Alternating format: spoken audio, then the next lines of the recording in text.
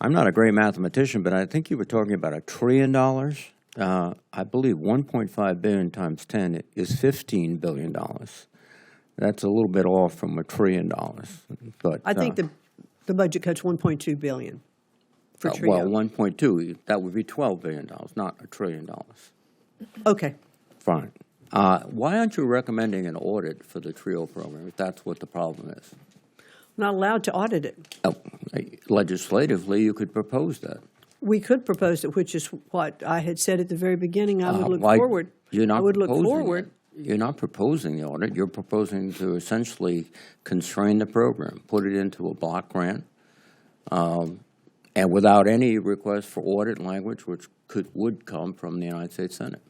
Well, that's exactly what I would request. Well, why don't If you the request program it, goes Madam first. Secretary? Yes, I would like to do that. If Congress is going to appropriate, again, money for the TRIO programs, then I would like to work with Congress, and part of that would be auditing. Well- We've found that about 92% of the TRIO funds go to the same people all of the time, the same institutions. That could indeed imply an audit necessary, but it doesn't validate the budgetary approach you're taking.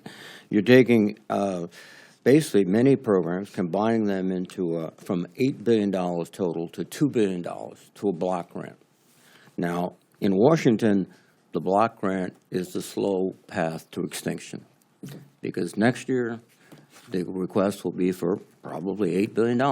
And 4 or 5 years from now, when the request is still $8 billion, the cost will far exceed that.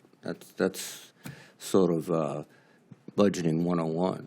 So you're really out to eliminate these programs, I think, not to make them more efficient.